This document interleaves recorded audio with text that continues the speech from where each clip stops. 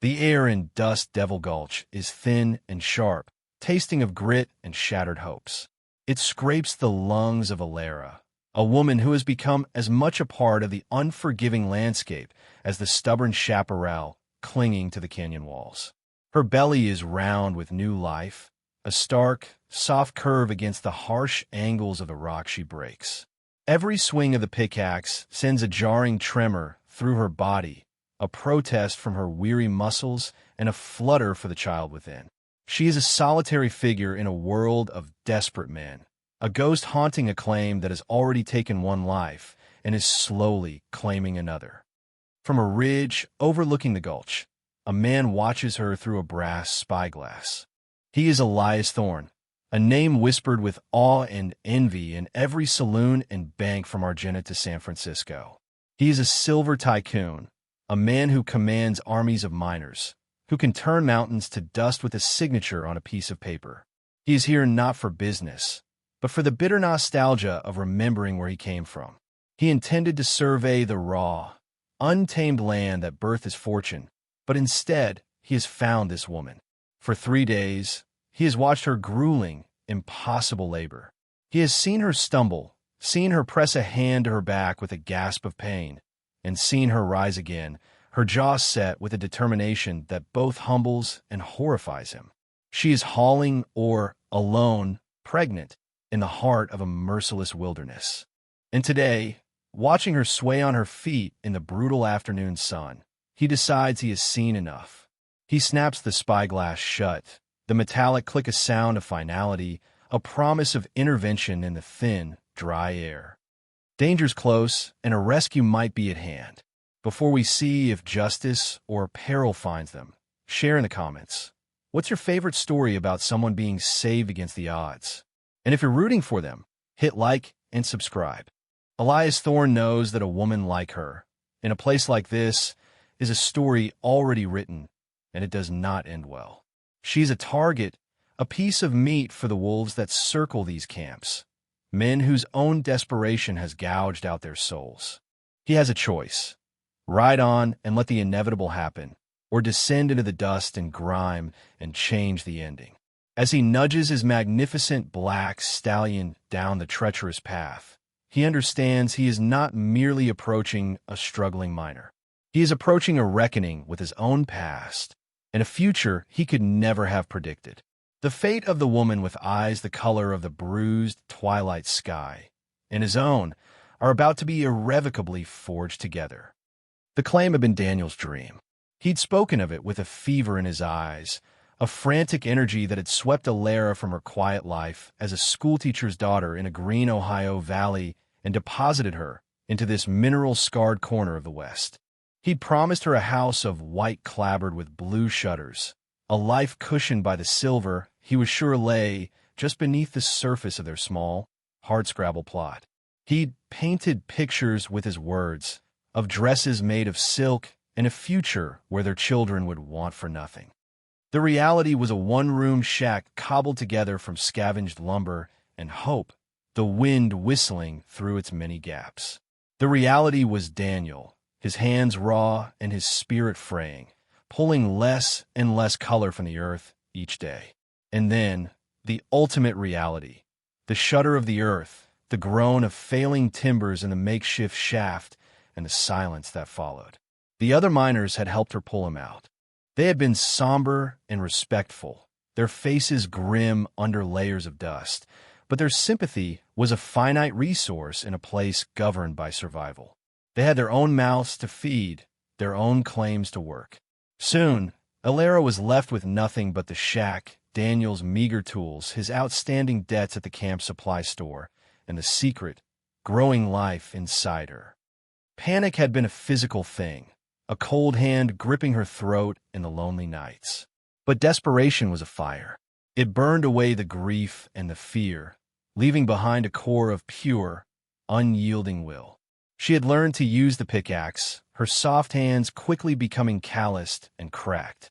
She learned to sort the rock, her eyes becoming sharp for the telltale glint of promise. She learned to haul the heavy buckets of, or to the crude sluice she'd repaired, her body aching with a fatigue so profound it felt like it had settled in her bones. She was no longer Alara, the teacher's daughter. She was a minor, and she was utterly alone. The world of Dust Devil Gulch was a closed ecosystem of masculine struggle. The men watched her. In the beginning, there were offers of help, usually followed by a leering suggestion of how she might repay the kindness. She had refused, her gaze as cold and hard as the rock she broke. Her visible pregnancy became both her shield and her curse.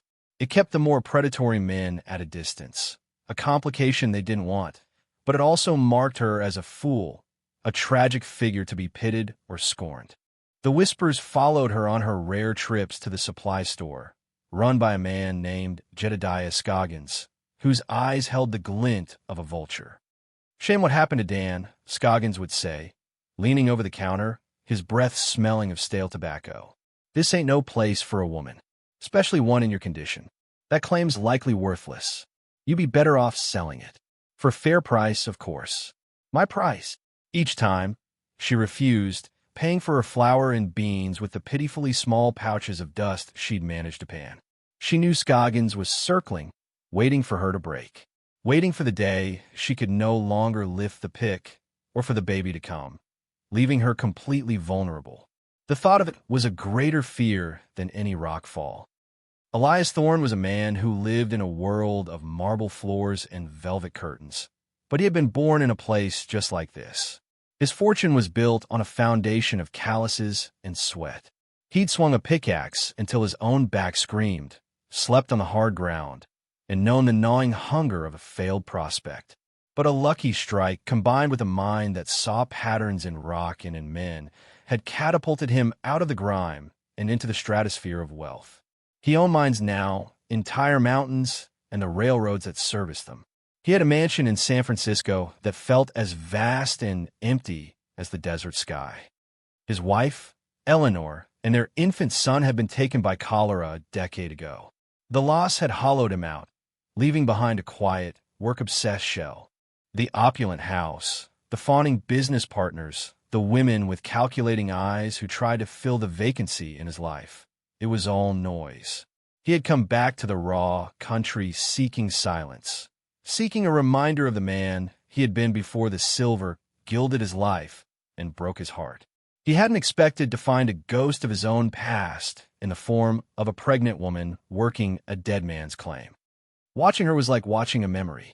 He saw his own youthful desperation, the fierce pride that refused to bend, the sheer grit of a soul refusing to be extinguished. But he also saw Eleanor's fragility in her weary movements, and the thought of his own lost child in the swell of her belly. The sight of her was a complex torment. He felt a deep, resonant pity, but also a profound, almost forgotten sense of admiration. She was not asking for help. She was fighting, and she was losing. So he rode down. His stallion, accustomed to cobblestone streets, picked its way carefully down the rocky slope. As he neared her claim, the sounds of her labor became clear. The rhythmic chip of the pick, her ragged breaths, the scrape of the shovel. She didn't notice him until his shadow fell over her. She straightened up fast, too fast, a hand flying her lower back as she spun around. She held the shovel like a weapon, her eyes narrowed with suspicion. They were a startling color, a deep, stormy gray, and they held no fear, only a defiant weariness. Her face was smudged with dirt, her hair escaping its tight bun in damp tendrils. But there was a fine-boned delicacy to her features that the hardship couldn't entirely erase. "What do you want?" she asked, her voice raspy from dust and disuse. Elias dismounted, his movements slow and deliberate. He was a tall man, imposing in his well-tailored riding coat, his silver-threaded hair a stark contrast to the grime of the gulch. He knew how he must look to her, like a predator of a different kind, a vulture in expensive feathers. "My name is Elias Thorne," he said, his voice quiet, stripped of the authority it usually carried. She showed no recognition of a name. It was oddly refreshing. "This is my claim. It's marked. You've got no business here." "I'm not here to jump your claim, ma'am," he said, He looked from her face to the pathetic pile of or she'd managed to extract, then to the swell of her dress.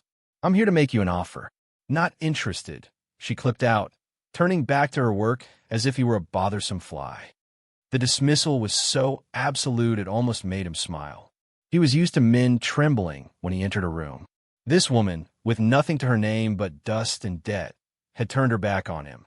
"Every person has a price, ma'am," he said, falling back on the language he knew best. She stopped, her back still to him. "Some things aren't for sale. My dignity is one of them. Now, unless you plan on helping me haul this rock, I'd thank you to leave." Elias stood there for a long moment, the silence broken only by the wind. He was a man who could buy and sell anything, but he had no currency for this. He looked at her proud, stiff shoulders and the impossible task before her. He couldn't leave. He couldn't just ride away and let her break. He took off his expensive coat, folded it carefully, and laid it over his saddle. Then he rolled up the sleeves of his pristine white shirt. "All right then," he said, his voice resonating with a purpose he hadn't felt in years. He picked up a second, worn-out shovel that lay against the rock face. "Where do you want this bucket loaded?" Alara froze, turning slowly to stare at him. Her mouth was slightly agape, her stormy eyes wide with disbelief. The great Elias Thorne, the Silver King, stood before her in his shirt sleeves, holding a rusty shovel, waiting for her direction. The sheer absurdity of it shattered her composure. She stared at him, then at the shovel, then back at him. For the first time in months, a sound other than a cough or a gasp escaped her lips. It was a short, choked laugh of pure, astonished disbelief. And in that moment, the first tiny crack appeared in the wall between their two worlds. The work was brutal. Elias had forgotten the specific way it punished the body. The jarring shock that traveled up the arms with every strike of the pick, the deep, burning ache that settled in the lower back, the relentless sun that baked the very moisture from man's skin. For him, it was a punishing memory. For Alara, he quickly realized it was just Tuesday. He worked beside her in a strange, unspoken partnership. He was stronger, his movements more efficient from a youth spent at this very labor, and he soon fell into a rhythm, filling the buckets for her to drag to the sluice. He tried to take that job from her too, but she refused with a shake of her head, so resolute he didn't dare argue.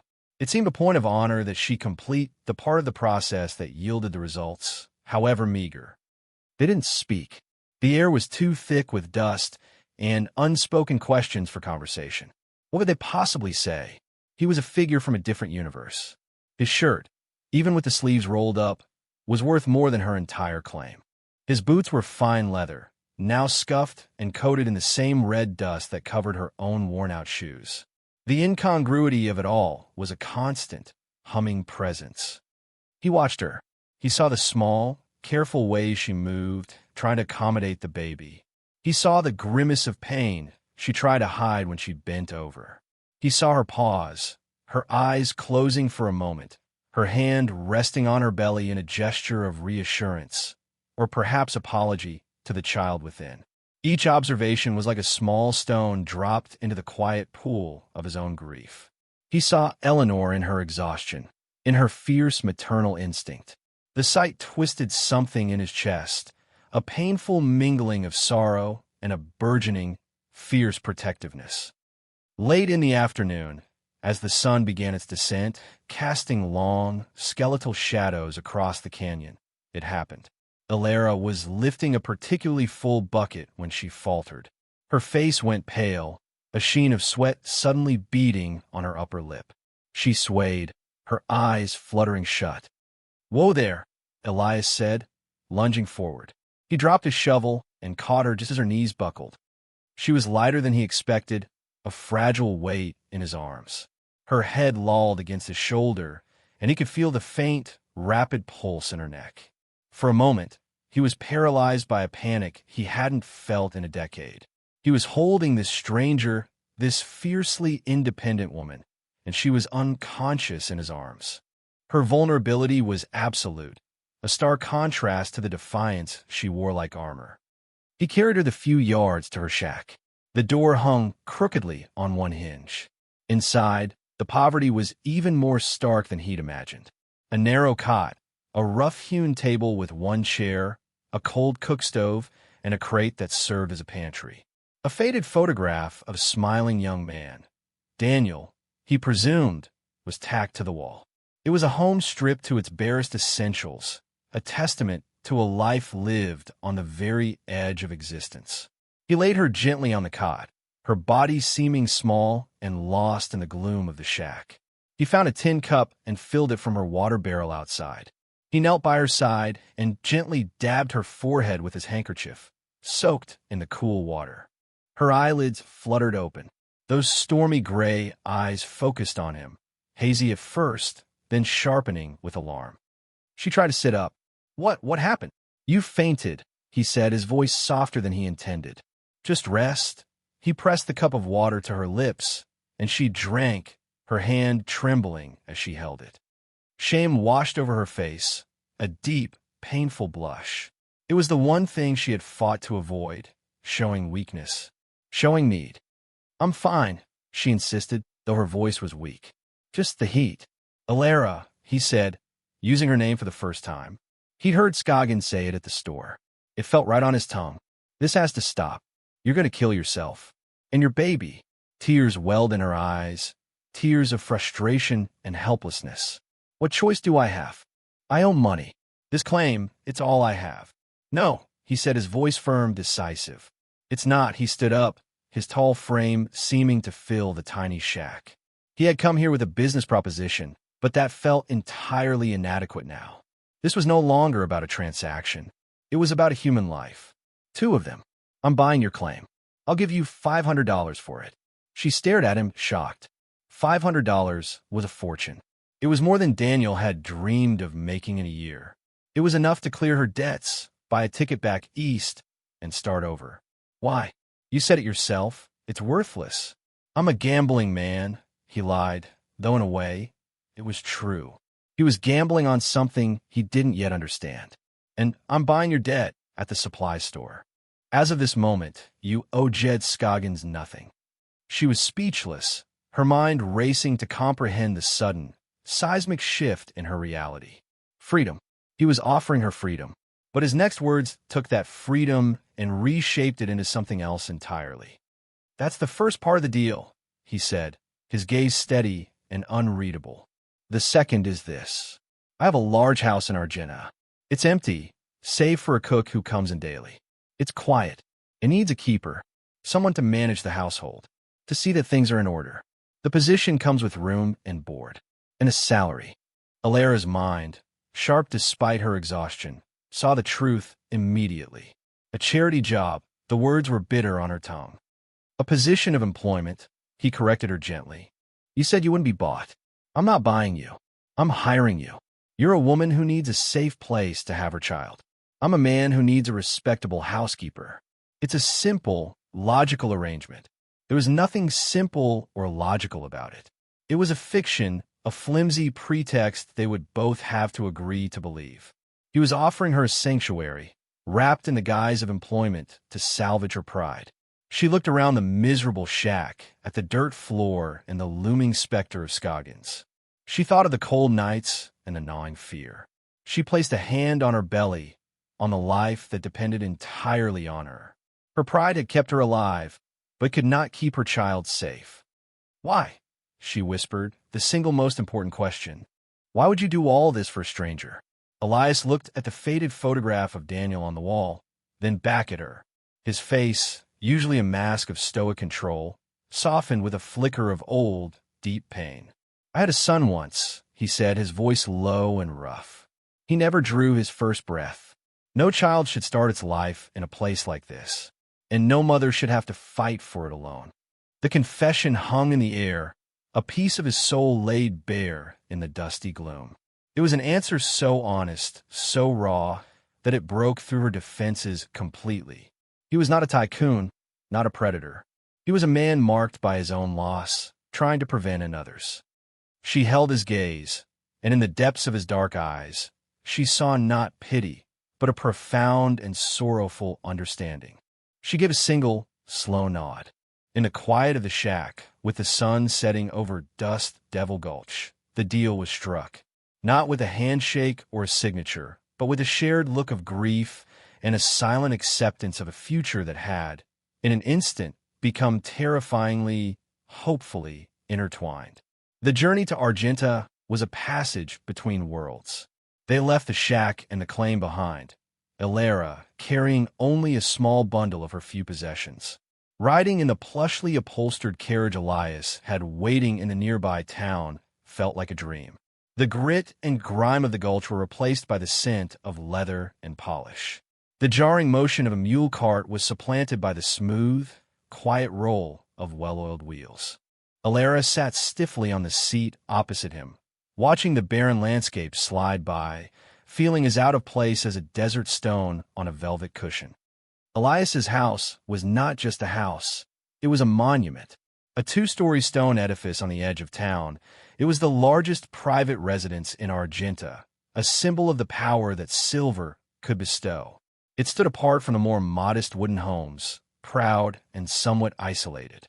Inside, it was a cavern of polished wood, heavy draperies, and profound silence. The air was cool and still, a stark contrast to the ever-present wind of the gulch. A stout, rosy-cheeked woman named Martha, the cook, greeted them with a curious but kind expression, her eyes flickering to Ilera's belly before she bustled off to the kitchen. Elias showed Ilera to her room. It was larger than her entire shack, with a four-poster bed draped in white linen, a thick rug on the floor, and a window that looked out onto a walled garden, surprisingly green and lush. "This will be your room," he said, his voice echoing slightly in the quiet space. "Martha will bring you your meals here if you prefer. Rest. That is your primary duty for now." And with that, he left her alone. Ilera stood in the center of the room, her small bundle clutched in her hands, feeling a dizzying sense of dislocation. She was safe. She was clean. She had a soft bed to sleep in.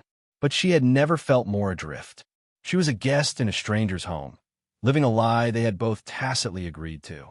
She was the housekeeper of a house that seemed to run itself, a ghost in the opulent corridors of Elias Thorne's life. The first days were a study in quiet awkwardness. They existed in the same space, but orbited each other at a careful distance. Elias would disappear into his study for hours, a room lined floor to ceiling with books and geological maps. Ilera would explore the house timidly, running a hand over the smooth, cool marble of a mantelpiece or gazing at the unfamiliar silver cutlery Martha laid for dinner.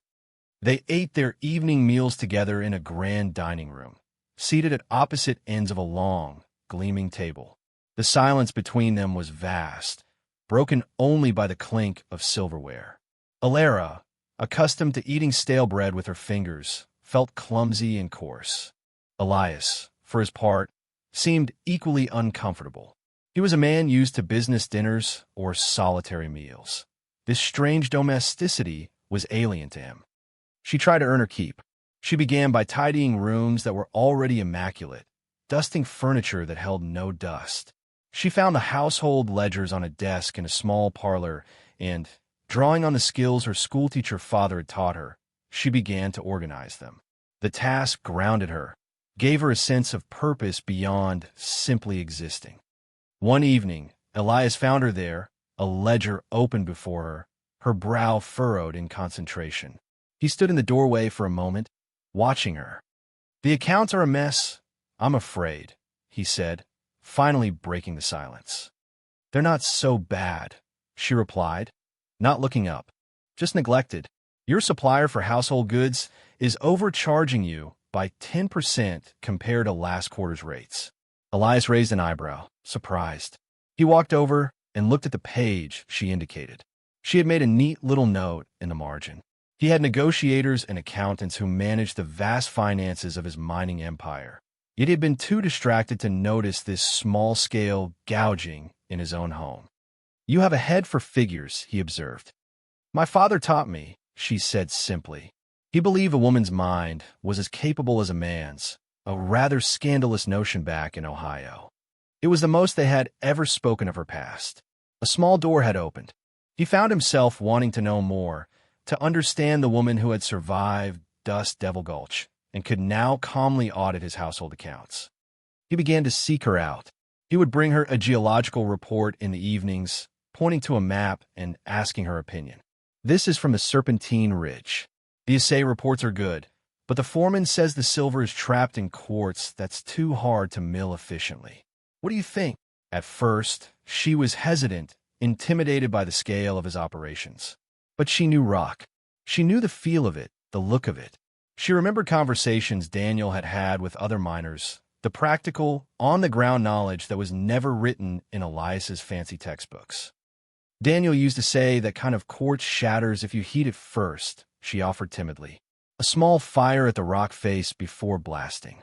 Makes it brittle. Elias looked at her, a strange expression on his face. It was a simple, miner's trick, a piece of folklore almost, but it was brilliant. It was the kind of thinking that didn't come from a university, but from the earth itself. He began to see her not as a fragile creature he had rescued, but as a person of substance and surprising knowledge. In turn, Elara began to see the man behind the Tycoon. She saw the weariness in his eyes at the end of the day, the loneliness that clung to him like a fine dust. She saw the way his face softened when he spoke of rock formations, the genuine passion he had for the earth he profited from. She began to mend his shirts, a small, domestic act that felt more natural than dusting his ornate furniture. She would find a button loose or a cuff frayed and would sit in the evening by the fire, her needle flashing, repairing the small damages in his life. He never acknowledged it directly, but she would see him touch the newly sewn button, a brief, thoughtful expression on his face. Their fragile peace, however, was built on a precarious foundation. Argenta was a small town, and the arrival of a pregnant, unknown woman in the home of its most prominent citizen did not go unnoticed. Whispers started in the general store, spread through the church, sewing circle, and became bold gossip in the saloon. The story of the Tycoon and his pregnant housekeeper took on a life of its own, fueled by speculation and moral outrage. The first direct confrontation came in the form of Jedediah Scoggins. He arrived at Elias's front door one afternoon, his hat in his hand, but his eyes filled with a smug, predatory light. Elias met him on the porch. "Thorne," Scoggins began with a greasy smile. "Just in town on business. Heard you took on that little widow from the Gulch. Mighty charitable of you." "My household staffing is my own affair," Scoggins, Elias said, his voice dangerously quiet. Of course," Scoggins said, his eyes darting toward the house as if he could see through the walls. "Just folks are talking, you know. A man of your stature, with a woman of her reputation. And her condition. It looks peculiar." The insinuation was clear. He was suggesting the child was Elias's, a scandal that would tarnish his gilded name. "I was her husband's friend, you see. I feel a certain responsibility. If she's in any trouble, if she needs a friend to confide in." "She is not in trouble. She is an employee under my protection." Elias cut him off, his voice like chipping ice. "And you're no friend to her. I bought her debt from you. I saw your ledger. You were bleeding her dry. If you ever bother her, or me, again, I will use the full extent of my resources to ruin you. I will buy the debt on every claim you own and call it in on the same day. I will ensure you never trade in this territory again. Am I understood?" Scoggins's face paled.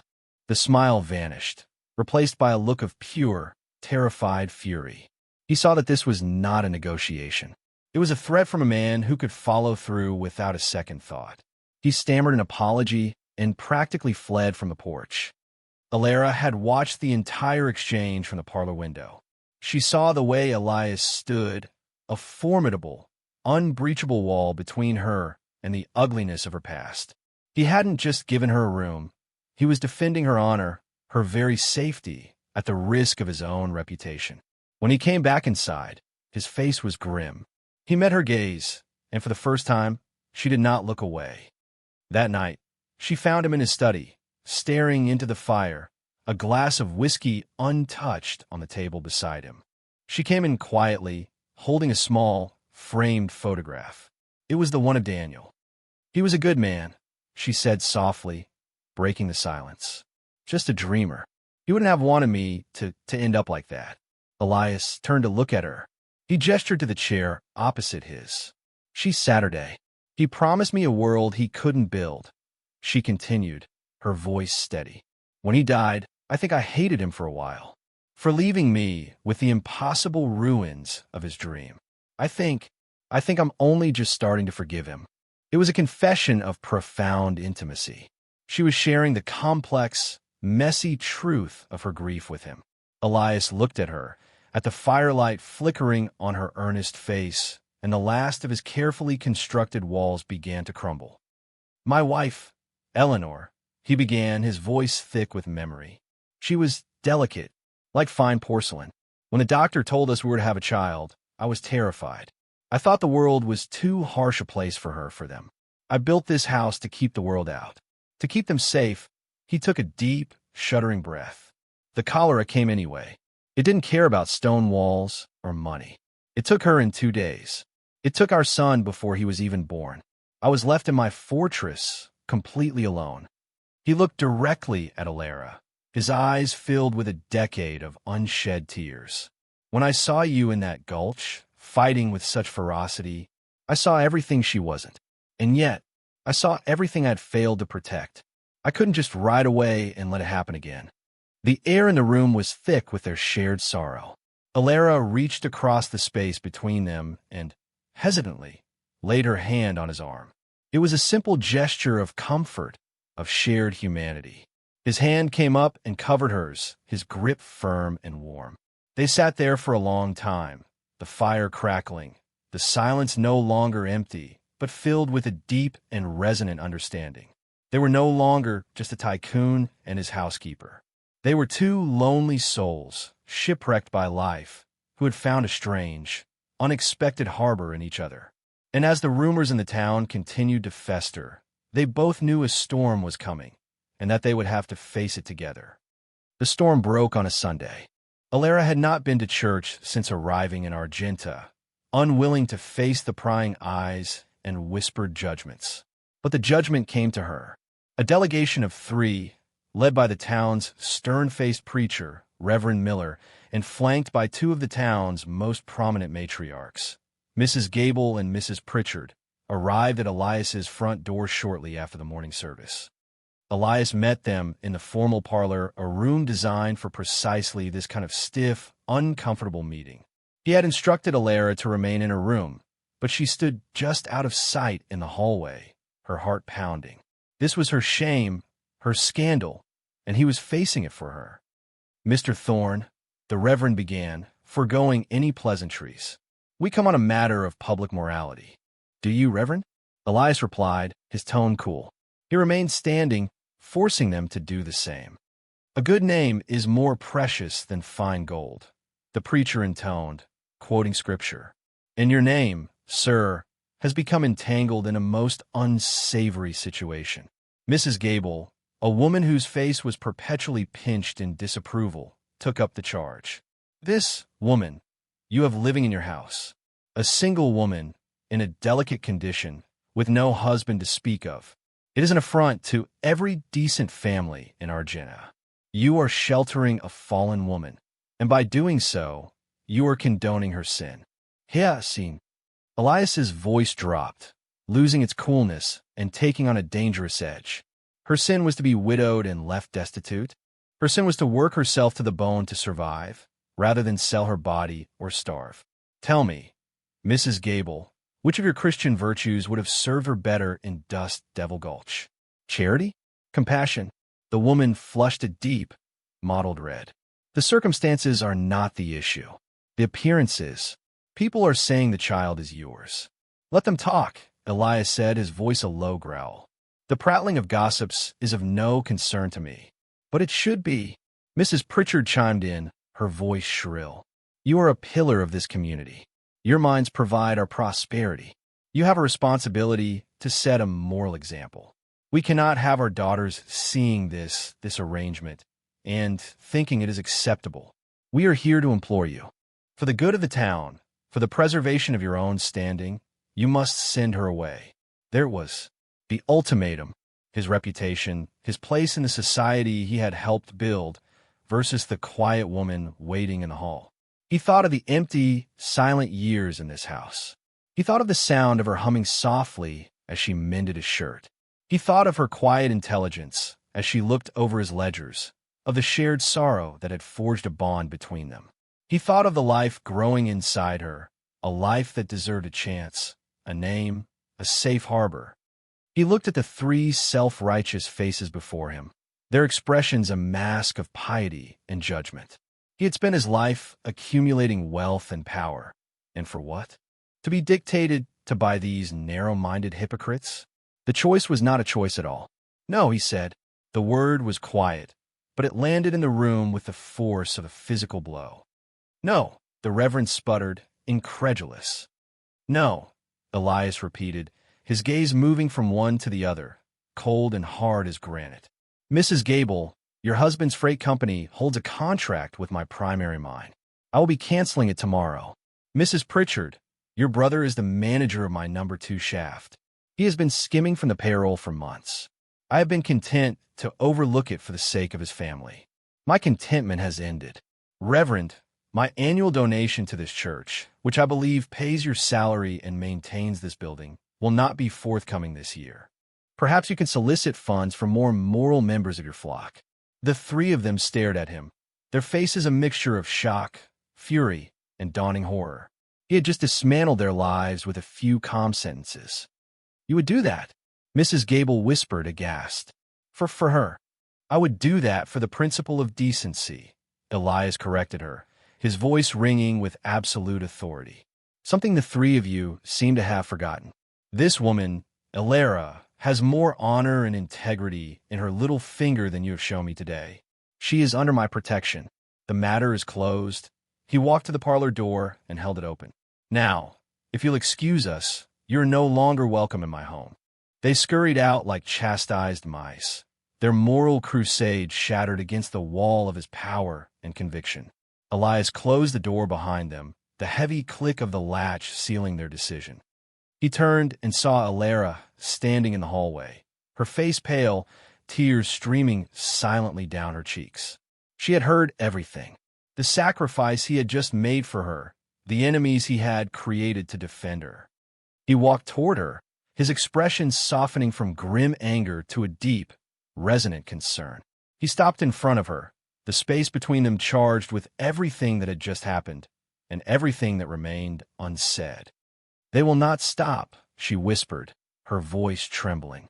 The rumors will only get worse. They will ruin you. They can't ruin me, he said, his voice gentle. I was ruined a long time ago. All they can take from me is money, and I have more than enough of that. He looked down at her, at the tears on her face, at the visible swell of her belly. The lie of their arrangement, housekeeper and employer, had been burned away, leaving only the raw truth. He was her protector, and she had become more to him than a charity case or a responsibility. She had become the quiet center of his world. He knew what he had to do. It was the only logical solution. But logic had nothing to do with the way his heart was pounding in his chest. Elara, he began, his voice low and serious. There's only one way to silence them for good. There's only one way to give you and your child the protection you deserve. A protection that no one can question. She looked up at him, her tear-filled eyes wide with confusion and a dawning, tremulous hope. Marry me, he said. It was not a question, but a statement. A proposition born of pragmatism, but delivered with an emotion so profound it startled them both. Marry me, Elara. Let them whisper all they want, but they will have to call you Mrs. Thorne. Give a child a name. My name. Let me make this sanctuary a true home. For both of you. The proposal hung in the still air of the hallway, a radical, life-altering solution to an impossible problem. It was a shield, a strategy, a business merger of two broken lives. But as he looked into her stormy gray eyes, Elias Thorne knew, with a certainty that shook him to his core, that it was also the truest thing he had ever said. Elara's world tilted on its axis. Marriage. The word itself was a ghost, a promise that had died with Daniel in the dark earth. She had mourned the loss of a husband, but she had also, in some secret, resentful part of her soul, mourned the loss of the safety and identity that came with being a wife. To be Mrs. Thorne. It was a title that carried the weight of iron and the gleam of silver. It was a fortress. But was it a cage? She looked at Elias, searching his face for any hint of pity, of cold calculation. She saw none. She saw the weariness of a lonely man. She saw the fierce resolve of a protector. And she saw something else, something deeper and more terrifying, a fragile, burgeoning affection that mirrored the one she had been trying so desperately to suppress in her own heart. She had come to rely on his quiet presence, to look forward to their silent evenings, to cherish the respect he showed her. He wasn't offering her a loveless contract. He was offering her a partnership. Her pride, that stubborn, resilient weed, whispered that she shouldn't, that she would be forever indebted to him, a pauper queen in his castle. But then her hand went to her belly, to the fluttering life within, and she knew her pride was a luxury she could no longer afford. More than that, a life with this man, this quiet, honorable, broken man, did not feel like a sacrifice. It felt impossibly like coming home. "Yes," she whispered, the word barely audible. "Yes, Elias, I will." A visible wave of relief washed over his features. A small, rare smile touched his lips. "Good," he said, as if concluding a difficult negotiation. "We'll go to the courthouse tomorrow." "No," she said, her voice stronger now, finding its footing on this new ground. "Not the courthouse. The church. In front of all of them." Elias looked at her, and his admiration for her grew tenfold. She was not going to hide. She was going to face them down, armed with his name. "As you wish, my dear," he said softly. The news of their impending marriage ripped through Argenta like a flash flood. It was a scandal that eclipsed all previous gossip. By the time they arrived at the small stone church the next afternoon, a crowd had gathered on the steps and across the dusty street. It was a gallery of the curious, the scornful, and the intimidated. Mrs. Gable and Mrs. Pritchard stood at the back, their faces thunderous. And near the front, leaning against a post with a smirk on his face, was Jedediah Scoggins, flanked by a few rough-looking miners from the gulch. Alara's steps faltered as she saw them. The force of their collective judgment was a physical blow. But then Elias's hand was on the small of her back, a firm, steadying pressure. "Walk with your head high, Alara," he murmured, his voice for her ears alone. "You have more right to be here than any of them." She took a deep breath and lifted her chin. She was wearing her only good dress, a simple gray wool that she and Martha had altered to accommodate her pregnancy. She was not a blushing bride in white lace, but a woman walking into a battle. And she was not walking alone. As they reached the church steps, Scoggins pushed himself off the post. "Well," he drawled, loud enough for the crowd to hear, "look what the cat dragged in.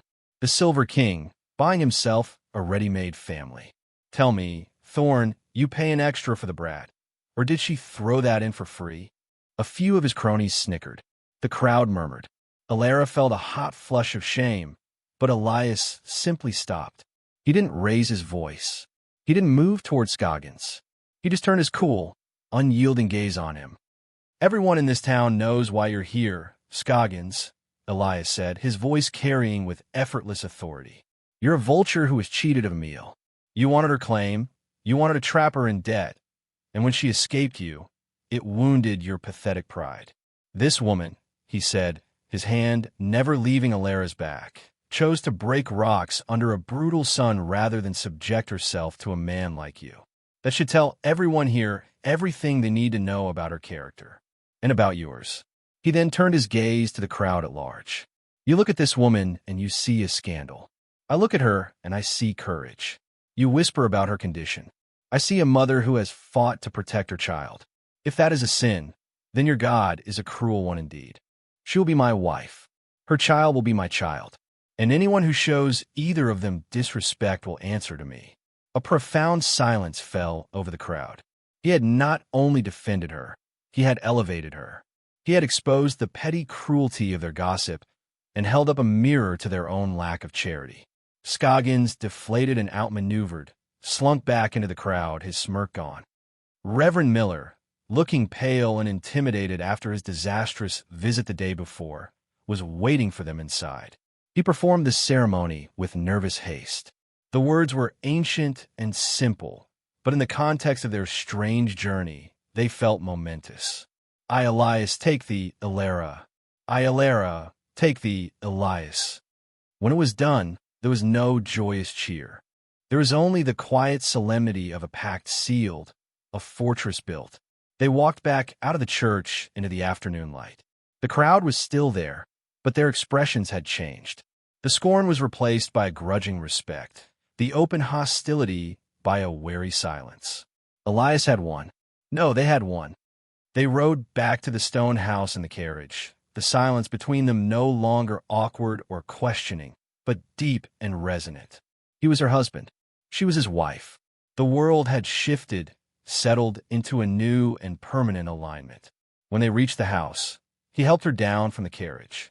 He walked with her to the heavy oak door, and then he stopped. He turned to face her, his dark eyes searching hers.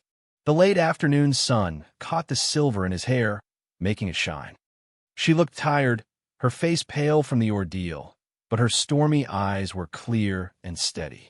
He looked at the gentle swell of her belly, the physical proof of the new life they had both just vowed to protect. He thought of her in the gulch, fierce and alone. He thought of her now, his wife, standing on the precipice of a new beginning. The classic, romantic gesture was not in his nature. He was a practical man, but this moment felt anything but practical. It felt sacred. Without a word, he bent down. With one arm under her knees and the other securely around her back, he lifted her. She gave a small, startled gasp, her hands flying to his shoulders. He was so strong, his hold so sure. He looked down at her face, her expression a mixture of surprise and a dawning, wondrous joy. And Elias Thorne, the Silver King of Argenta, the man who moved mountains and commanded fortunes, carried his pregnant bride over the threshold of their home. He was not just lifting her over a piece of wood. He was lifting her out of her past, out of the dust and the grief, and into the safety and permanence of shared future. He was carrying his own heart, which he had thought long dead, back into the light. He sets her down gently in the grand entryway, his hands lingering on her arms for a moment as if to steady them both. The house is silent, but it is a different kind of silence now. It's no longer the silence of emptiness, but the quiet of sanctuary. The air feels warmer, the shadows softer. Ilara looks up at him, her hand still resting on his shoulder. There are no words for what has passed between them, for the public declaration and this private, symbolic act. So she says nothing. Instead, she raises her other hand and gently touches his face, her fingers tracing the weary line of his jaw. It is a gesture of profound tenderness, an answer to his silent vow. It says, "We are home." He closes his eyes for a second, leaning into her touch. The weight of his loneliness, a burden he has carried for a decade, finally begins to lift. When he opens them again, his gaze is clear. He is no longer just her protector.